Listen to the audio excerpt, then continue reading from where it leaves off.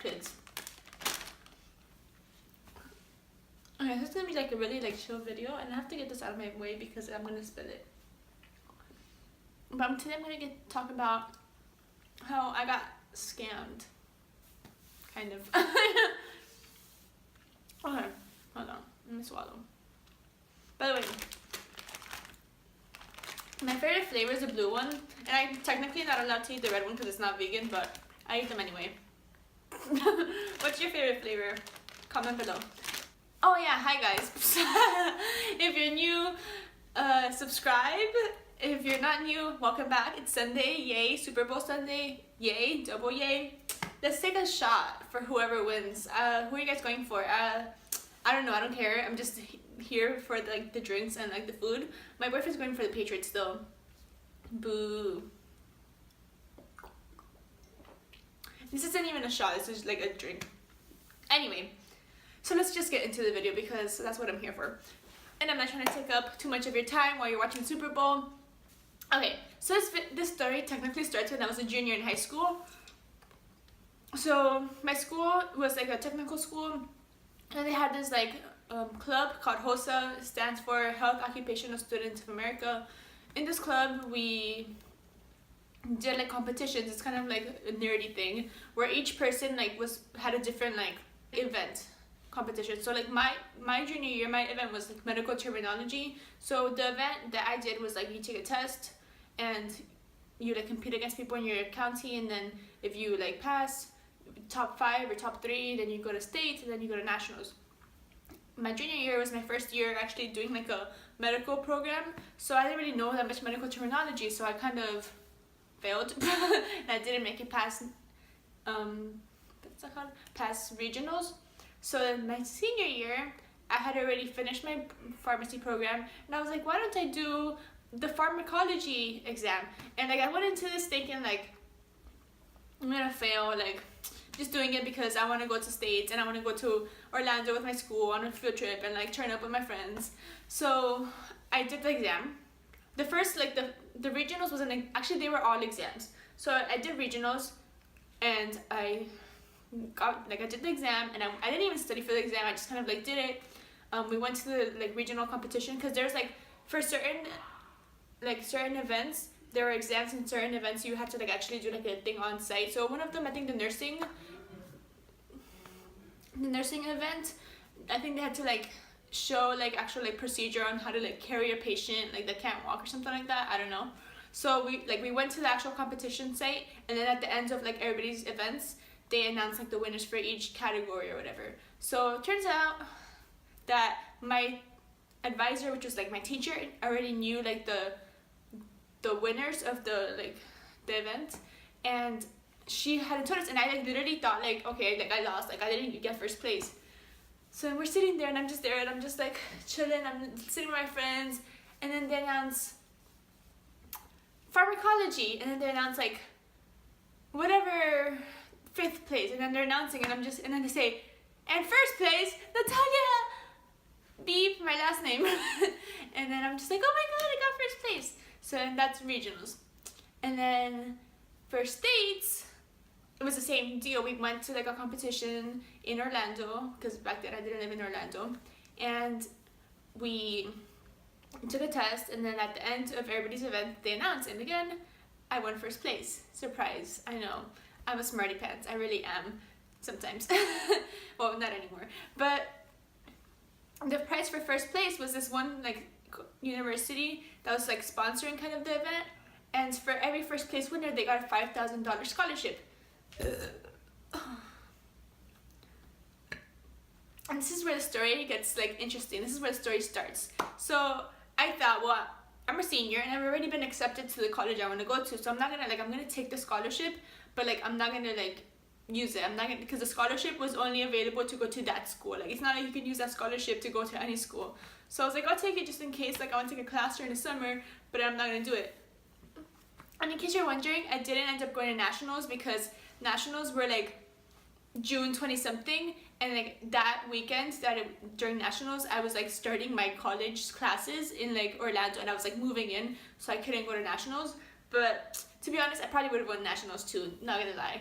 Anyway, so I had the scholarship, and I went through my whole freshman year of college, and like I still had a scholarship, and the scholarship didn't expire till like the next year.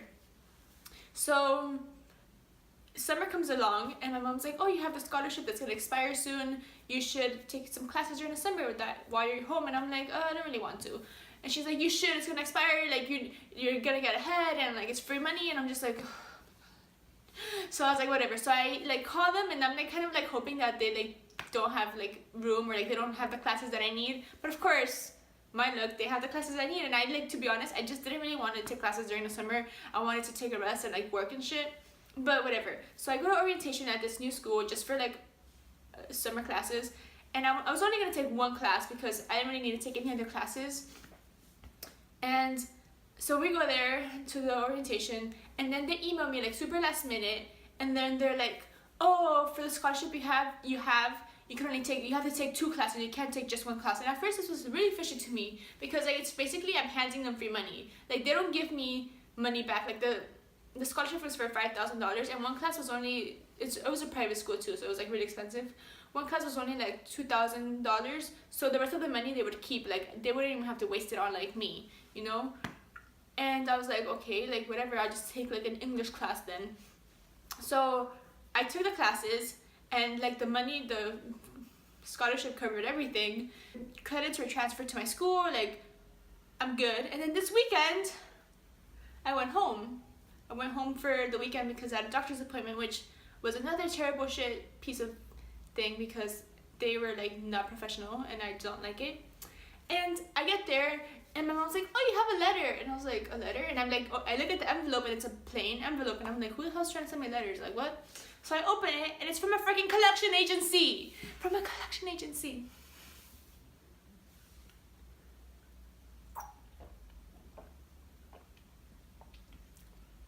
This is really good. Collection agency. The letter says that I owe this school $5,000. And I get pissed. I get so pissed. I'm like fuming at this point, because I didn't even want to take classes at that school, and I knew they were freaking thieves. I knew it. So I call the freaking collection agency first, like to see what the hell's going on.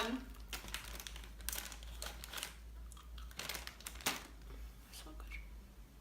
And of course they don't answer. So I call the school, and like some freaking like assistant answers the phone, and she like doesn't know what I'm talking about. And I'm trying to be nice on the phone. I'm trying to be like, hi, yeah, trying to speak to someone on financial aid. And she's like, oh, they're not here right now, can I leave a message? And I was like, yeah, tell them that I received a letter from a collection agency saying that I owe you $5,000. Like, she thought it was nice, but like I was like really like pissed. So then I'm like, okay, what do I do? So then I remembered that there was this one like advisor that was like super cool, that I would like email all the time whenever I had like any questions or doubts or whatever from that school. So I emailed her, and I'm like, hey, you know, I don't know if you remember me, but I took classes during the summer, and now I have this letter from a collection agency, and like I don't know if you remember, but I had a scholarship, so I don't owe you guys anything. And like, can you like help me out, or like direct me to someone that can help me? And she emails me like the next morning, and she's like, oh yeah, like you know, like call this number, ask for this person, like they'll help you like as soon as possible. So I call and like ask for the person, and like, I've never even spoken to this person to tell you, like I haven't even spoken to this person yet. And then they're like, speak to like the assistant or whatever, another person, not the same assistant from the first time. And she's like, oh, can I help you? And I'm just like, I try to explain the whole spiel all over again. And she's like, oh, okay, yeah, like let me leave a message. So then she leaves a message, and then someone else called me back saying that there's like a work order being put in to like fix that. But like, I don't know, like there could be a work order and like never get fixed. Like, I don't know. And I say I got scammed, because why would this school be out there giving free scholarships to like every winner? But then like there was this whole issue when I tried to use the scholarship. Like I didn't even mention that when I went to like show them the scholarship, like no one had even seen the scholarship before. Like they had to like verify that it was real. And I'm like, why would I bring a scholarship to your school? Like it's not your school, it's like the best school ever. Like if I had to choose from all the schools, I wouldn't choose your school. It's so expensive for no reason. It's not even that prestigious. Excuse you. Yeah, thank you. Excuse me. So then they finally called whoever they had to call and they accepted my scholarship. But yeah, so lesson number 1 is follow your gut instinct, because my gut was telling me not to take any classes there, and that like when they told me I had to take a second class, not to do it. But like of course when I told my mom I didn't want to do it, she was like, you have to do it. And yeah, the third lesson, or I don't know, the lesson is that your parents aren't always right. And I think that I was an adult back then and I should have just done my own shit, and like instead of having to like I mean obviously like I have to listen to my mom and stuff, but like I'm an adult, like it's my problem. Like had this not gotten fixed, which it has not been fixed yet, like they're still working on it, that shit can screw up my credit. Like it can mess me up in the future for no reason. Like I could have taken these classes at UCF for almost free because I get financial aid.